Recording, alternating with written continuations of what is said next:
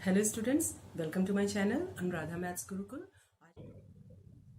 आज हम लोग प्रोबेबिलिटी पढ़ने वाले हैं। तो प्रोबेबिलिटी क्या होता है? प्रोबेबिलिटी का मतलब होता है कोई चीज़ फिक्स नहीं हो, अनसर्टेन हो। जैसे कि आज बारिश होगी या नहीं, हो भी सकती है, नहीं भी हो सकती है, लेकिन हम सर्टेनिटी के साथ नहीं कह सकते हैं कि बारिश होगी, चांस की बात है। उसी तरह से सपोज़ करो कि हम एक कॉइन को टॉस करेंगे तो उसका जो रिज़ल्ट होगा या तो हेड आएगा या टेल आएगा, लेकिन हम सर्टेन होके नहीं बोल सकते हैं कि एक कॉइन को टॉस करेंगे तो हेड ही आएगा या टेल ही आएगा। तो जहाँ पे चांस की बात हो जाए या अनसर्टेनिटी हो जाए तो वही प्रोबेबिलिटी होता है। और अब हम इसको मैथमेटिकली कैसे निकालते हैं ये देखेंगे। तो इससे 3 टर्म है, इसको सबसे पहले समझ लेते हैं, एक्सपेरिमेंट, इवेंट और ट्रायल। तो एक्सपेरिमेंट क्या होता है कि अगर हम कोई ऑपरेशन करते हैं जिसका वेल डिफाइंड आउटकम्स आता है तो उसको एक्सपेरिमेंट कहते हैं। जैसे कि हमने कॉइन को टॉस किया तो उसका हेड या टेल एक आउटकम होगा, तो ये हमारा एक एक्सपेरिमेंट हो गया।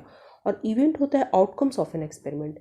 अब कॉइन को टॉस टॉस करने पे आउटकम क्या आ सकता है? या तो हेड आ सकता है या तो टेल। तो हेड आना एक आउटकम हो सकता है और टेल आना एक आउटकम हो सकता है, आउटकम हो सकता है। तो गेटिंग अ हेड एक इवेंट हो सकता है और गेटिंग अ टेल दूसरा इवेंट हो सकता है, ठीक है।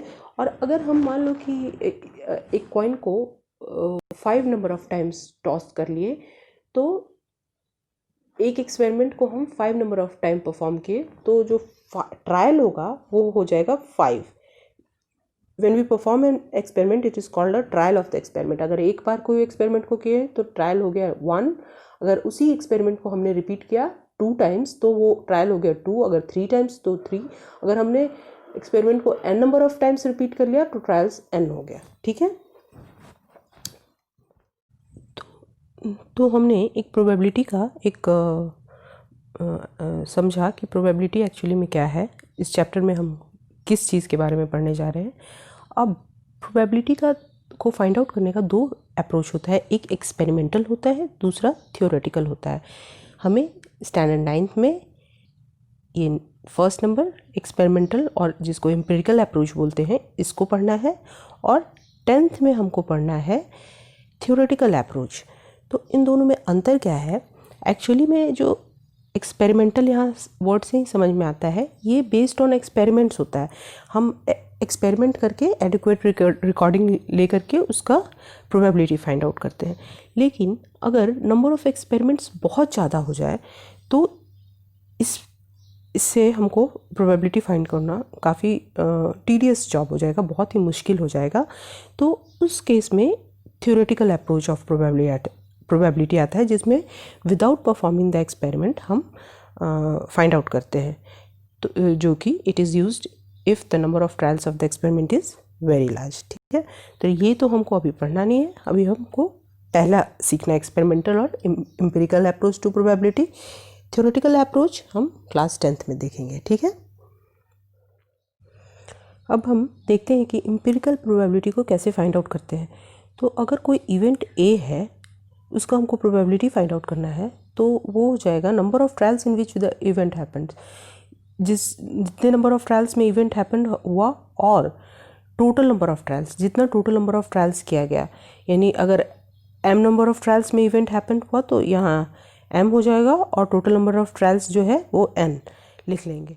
यहाँ पे एक प्रॉब्लम लेते हैं और उसको जो हमने अभी पढ़ा उसके बेसिस पे सॉल्व करने की कोशिश करते हैं, देखते हैं कैसे सॉल्व होगा। अ कॉइन इज टॉस्ड 500 टाइम्स, मतलब कि 500 टाइम्स एक कॉइन को टॉस किया गया, तो टोटल नंबर ऑफ ट्रायल्स क्या हो जाएगा? 500 with the following frequency of 2 outcomes. और कॉइन को टॉस करेंगे तो या तो हेड आएगा या तो टेल आएगा। तो 500 टाइम्स टॉस किया गया, जिसमें से हेड आया 240 टाइम्स और टेल आया है 260 टाइम्स। तो probability of occurrence of each of the, find the probability of occurrence of each of the events. कौन कौन सा इवेंट्स हुआ है? हेड हुआ है और टेल हुआ है, तो दोनों का प्रोबेबिलिटी फाइंड आउट करना है। तो क्या हो जाएगा?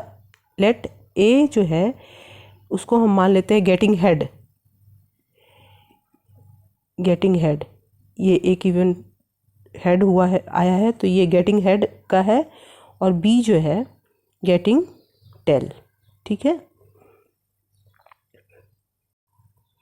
तो अब पी ए क्या हो जाएगा, probability of getting head.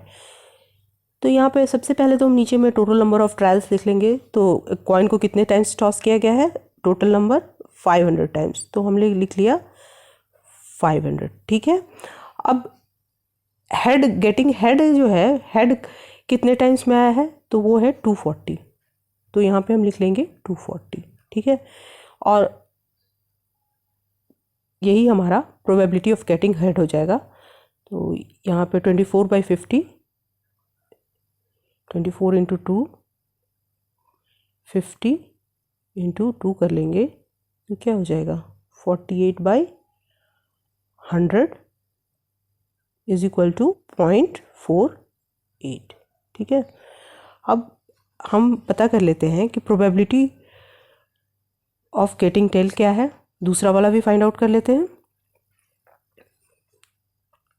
P B क्या होगा, ये भी बहुत सिंपल है।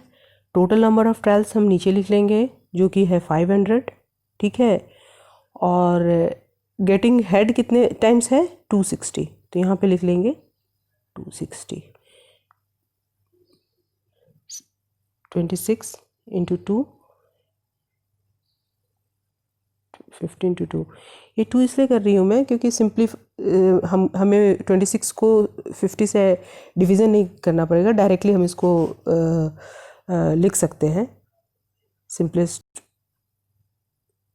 फॉर्म में। तो ये हो जाएगा 100, 6 2 12, 4 5 52, यानी कि हो जाएगा 0.52। इसका प्रोबेबिलिटी हो जाएगा 0.52। तो हमने देखा कि जो हम लोगों ने एक्सपेरिमेंटल और एम्पिरिकल प्रोबेबिलिटी फाइंड आउट करने का जो फार्मूला पढ़ा था, वो डायरेक्ट इधर पे अप्लाई करके हमने गेटिंग हेड और गेटिंग टेल दोनों ही ऑकरेंस का प्रोबेबिलिटी फाइंड आउट कर लिया। ठीक है, अगर आप लोगों को ये वीडियो अच्छा लगा तो प्लीज़ लाइक करें, शेयर करें और सब्सक्राइब करें। फिर से मैं आऊँगी एक नए वीडियो के साथ, तब तक के लिए कीप